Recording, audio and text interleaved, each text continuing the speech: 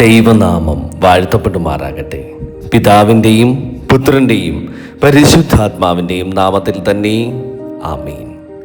ക്രിസ്തുയേശുവിൽ ഏറ്റവും അനുഗ്രഹീതരായ ദൈവമക്കളെ, നിങ്ങൾക്കെല്ലാവർക്കും ദൈവനാമത്തിൽ നല്ല ഒരു പ്രഭാതം ആശംസിക്കുന്നു. തീരം ബൈബിൾ മെഡിറ്റേഷനിലേക്ക് നിങ്ങളെ എല്ലാവരെയും സ്നേഹപൂർവ്വം സ്വാഗതം ചെയ്യുകയും ചെയ്യുന്നു.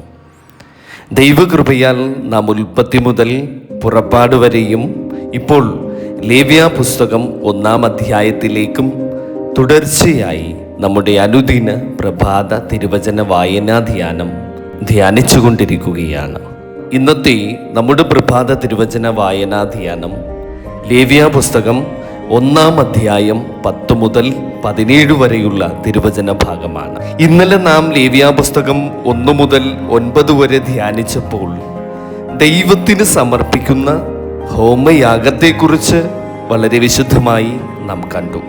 ഇന്ന് അതിൻ്റെ തുടർച്ചയായി ആടുകളിൽ നിന്നും പക്ഷികളിൽ നിന്നുമുള്ള ഹോമയാഗത്തെക്കുറിച്ചാണ് നാം ഇവിടെ വായിച്ചു കേൾക്കുന്നത്. പക്ഷേ ഈ വചനത്തിലൂടെ ദൈവം നമ്മോട് സംസാരിക്കുന്ന ഒരു ആത്മീയ സന്ദേശം ഇതാണ്: നിനക്കുള്ളത് ചെറുതായാലും അത് ഹൃദയപൂർവ്വം ദൈവത്തിന് സമർപ്പിക്കും. പ്രിയ ദൈവമക്കളെ, നമുക്ക് പ്രാർത്ഥിക്കാം. സ്നേഹമുള്ള സ്വർഗസ്ഥ പിതാവാം ദൈവമേ, ഈ പുതിയ പ്രഭാതത്തിനായി തമ്പുരാനെ ഞങ്ങൾ നിന്നോട് നന്ദി പറയുന്നു. ഞങ്ങളെ ഉറക്കത്തിൽ നിന്ന് ഉണർത്തി മറ്റൊരു ദിവസത്തിൻ്റെ അനുഗ്രഹീതമായ ഈ പ്രഭാതം കാണുവാൻ തക്കവണ്ണം ഞങ്ങളെ ഇടയാക്കിയ ആ മഹാകൃപയ്ക്കായിട്ട് തമ്പുരാനെ നിന്നെ ഞങ്ങൾ സ്തോത്രം ചെയ്യുന്നു. ഇന്ന് ഞങ്ങൾ കേൾക്കുന്ന തിരുവചനം ഞങ്ങളുടെ ഹൃദയത്തിൽ ആഴത്തിൽ പതിക്കണമേ. വചനം കേൾക്കുവാനുള്ള കാതുകളും വചനം മനസ്സിലാക്കുവാനുള്ള ഒരു ജ്ഞാനവും വചനമനുസരിച്ച് ജീവിക്കുവാനുള്ളൊരു കൃപയും തമ്പുരാനെ ഞങ്ങൾക്ക് നൽകണമേ. ഞങ്ങളുടെ ഹൃദയത്തെ ശുദ്ധീകരിക്കണമേ. ഞങ്ങളുടെ ജീവിതം അങ്ങേയ്ക്ക് പ്രസാദകരമായ ഒരു സമർപ്പണമാക്കണമേ. യേശുമിശിഹായുടെ നാമത്തിൽ ഞങ്ങൾ പ്രാർത്ഥിക്കുന്നു, ആമേൻ. ഇന്നത്തെ നമ്മുടെ അനുദിന പ്രഭാത തിരുവചന വായനാ ധ്യാനം ലേവ്യ പുസ്തകം 1-ാം അധ്യായം 10 മുതൽ 17 വരെയുള്ള തിരുവചന ഭാഗമാണ്.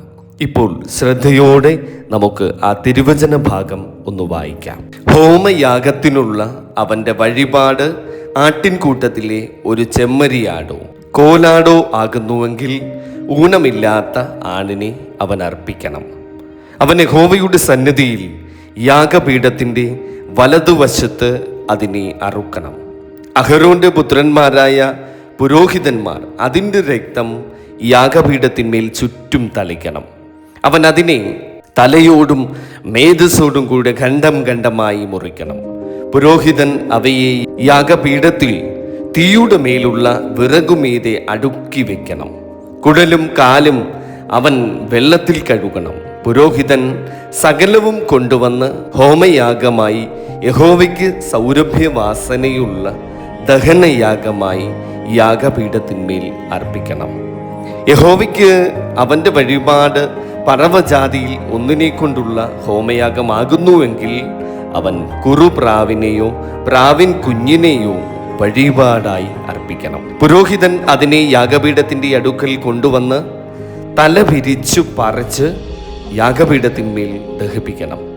അതിൻ്റെ രക്തം യാഗപീഠത്തിൻ്റെ പാർശ്വത്തിങ്കൽ പിഴിഞ്ഞു കളയണം. അതിൻ്റെ തീൻപണ്ടം മലത്തോടുകൂടെ പറിച്ചെടുത്ത് യാഗപീഠത്തിൻ്റെ അരികെ കിഴക്കുവശത്ത് വെണ്ണീരിടുന്ന സ്ഥലത്ത് ഇടണം.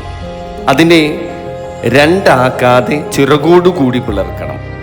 പുരോഹിതൻ അതിനെ യാഗപീഠത്തിൽ തീയുടെ മേലുള്ള വിറകിന്മീതെ ദഹിപ്പിക്കണം. അത് ഹോമയാഗമായി യഹോവയ്ക്ക് സൗരഭ്യവാസനയായ ദഹനയാഗം. ആമേൻ, ഹല്ലേലൂയ. പ്രിയ ദൈവമക്കളെ, ഇന്നത്തെ ഈ തിരുവചനം മനസ്സിലാക്കാൻ അതിൻ്റെ പശ്ചാത്തലം നമുക്കൊന്ന് ശ്രദ്ധിക്കാം. ഈജിപ്തിലെ അടിമത്വത്തിൽ നിന്ന് ദൈവം ഇസ്രായേൽ ജനത്തെ മോചിപ്പിച്ചു. പുറപ്പാട് പുസ്തകത്തിലെ നാം കണ്ടതുപോലെ ദൈവം അവരോടൊപ്പം വസിക്കുവാൻ സമാഗമന കൂടാരം സ്ഥാപിച്ചു. ഇപ്പോൾ ലേവ്യ പുസ്തകത്തിൽ എത്തുമ്പോൾ വിശുദ്ധനായ ദൈവത്തിൻ്റെ സന്നിധിയിൽ ജനങ്ങൾ എങ്ങനെ ആരാധിക്കണം, എങ്ങനെ സമർപ്പണം നടത്തണം എന്നതിനെക്കുറിച്ചുള്ള ഒരു നിർദ്ദേശമാണ് ഇവിടെ നമുക്ക് ലഭിക്കുന്നത്. ലേവ്യ പുസ്തകം 1-ാം അധ്യായത്തിൽ ഹോമയാഗത്തെക്കുറിച്ച് പറയുന്നത്, ഒരാൾ ആട്ടിൻകുട്ടിയെ കൊണ്ടുവരണം, മറ്റൊരാൾക്ക് പ്രാവിനെയോ പ്രാവിൻ കുഞ്ഞിനെയോ കൊണ്ടുവരാം. അതായത് എല്ലാവരുടെയും കൈവശമുള്ളത് ഒരുപോലെ ആയിരുന്നില്ല. എല്ലാവർക്കും ഒരേ സമ്പത്തും ഒരേ കഴിവുകളും ഉണ്ടായിരുന്നതുമില്ല. എങ്കിലും എല്ലാവർക്കും ദൈവത്തിന് എന്തെങ്കിലും സമർപ്പിക്കുവാനായിട്ട് ഉണ്ടായിരുന്നു. ഇവിടെയാണ് ഇന്നത്തെ വചനത്തിൻ്റെ മനോഹരമായ ആ സന്ദേശം നമുക്ക് ലഭിക്കുന്നത്. ദൈവം നമ്മുടെ സമർപ്പണത്തിൻ്റെ വലിപ്പം മാത്രമല്ല, അതിൻ്റെ പിന്നിലെ ഹൃദയവും കാണുന്നു. ഇന്നത്തെ ഈ തിരുവചന ഭാഗത്തെ പ്രധാന ധ്യാന സന്ദേശം, നമ്മുടെ ജീവിതത്തിലും പലപ്പോഴും ഒരു താരതമ്യം ഉണ്ടാകാറുണ്ട്. അവന് ഇത്രയുണ്ട്, അവൾക്ക് ഇത്ര കഴിവുണ്ട്, അവൾക്ക് വലിയ കാര്യങ്ങൾ ചെയ്യുവാൻ കഴിയുന്നു, എനിക്ക് എന്താണുള്ളത് എന്ന് നമ്മൾ പലപ്പോഴും ചിന്തിക്കാറുണ്ട്. പക്ഷേ ദൈവം നമ്മോട് ഒരിക്കലും പറയുന്നില്ല നിനക്ക് മറ്റുള്ളവരുടേത് പോലെ ഉണ്ടായിരിക്കണം. ദൈവം ചോദിക്കുന്നത്, നിനക്കുള്ളത് നീ എനിക്ക് ഹൃദയപൂർവ്വം സമർപ്പിക്കാമോ? ഒരുപക്ഷേ നമ്മുടെ കയ്യിൽ അധികം പണമില്ല, പക്ഷേ നമുക്കൊരു പുഞ്ചിരി നൽകാം. ഒരുപക്ഷെ വലിയ കഴിവുകളൊന്നും തന്നെയില്ല, ഒരാളെ ആശ്വസിപ്പിക്കുവാൻ നമുക്ക് കഴിയും. ഒരുപക്ഷെ കൂടുതൽ സമയമില്ല, പക്ഷേ കുറച്ച് നിമിഷങ്ങൾ ദൈവസന്നിധിയിൽ നമുക്ക് ചിലവഴിക്കാം. വലിയ പ്രസംഗം നടത്തുവാൻ നമുക്ക് കഴിയില്ല, പക്ഷേ ഒരാൾക്കു വേണ്ടി ഹൃദയപൂർവ്വം നമുക്ക് പ്രാർത്ഥിക്കുവാൻ കഴിയും. ഒരുപക്ഷെ നമ്മുടെ ജീവിതം വളരെ സാധാരണമായിരിക്കാം, എങ്കിലും ഈ സാധാരണ ജീവിതം തന്നെ നമുക്ക് ദൈവത്തിന് വേണ്ടി സമർപ്പിക്കുവാൻ സാധിക്കും. നമ്മുടെ ചെറിയ സമർപ്പണം ദൈവത്തിൻ്റെ കരങ്ങളിൽ അത് വലിയ ഒരു അനുഗ്രഹമായി മാറും. പ്രിയമുള്ളവരെ, ദൈവത്തിന് നൽകുവാൻ നമുക്ക് വലിയതൊന്നുമില്ലെന്ന് ഒരിക്കലും നാം ചിന്തിക്കരുത്. നിങ്ങളുടെ സമയം അത് ദൈവത്തിന് സമർപ്പിക്കാം, നിങ്ങളുടെ ജോലി അതും ദൈവത്തിന് സമർപ്പിക്കാം, നിങ്ങളുടെ കുടുംബത്തെ ദൈവത്തിന് സമർപ്പിക്കാം, നിങ്ങളുടെ മക്കളെ ദൈവത്തിലേക്ക് സമർപ്പിക്കാം, നിങ്ങളുടെ ആരോഗ്യത്തെ അതും നമുക്ക് ദൈവത്തിലേക്ക് സമർപ്പിക്കാം, നിങ്ങളുടെ ഭാവിയെ ദൈവത്തിലേക്ക് സമർപ്പിക്കാം, നിങ്ങളുടെ സന്തോഷങ്ങൾ ദൈവത്തിലേക്ക് സമർപ്പിക്കാം. അതുപോലെ തന്നെ നിങ്ങളുടെ കണ്ണുനീരും ദൈവത്തിന് സമർപ്പിക്കാം. നിങ്ങൾ ഇന്ന് അനുഭവിക്കുന്ന ഒരു വേദന പോലും അത് ദൈവത്തിൻ്റെ കരങ്ങളിലേക്ക് നമുക്ക് ഏൽപ്പിക്കാം. പറയുക, കർത്താവേ, എനിക്കെല്ലാം മനസ്സിലാകുന്നില്ല, പക്ഷേ ഞാൻ എന്നെ തന്നെ അങ്ങേക്ക് സമർപ്പിക്കുന്നു.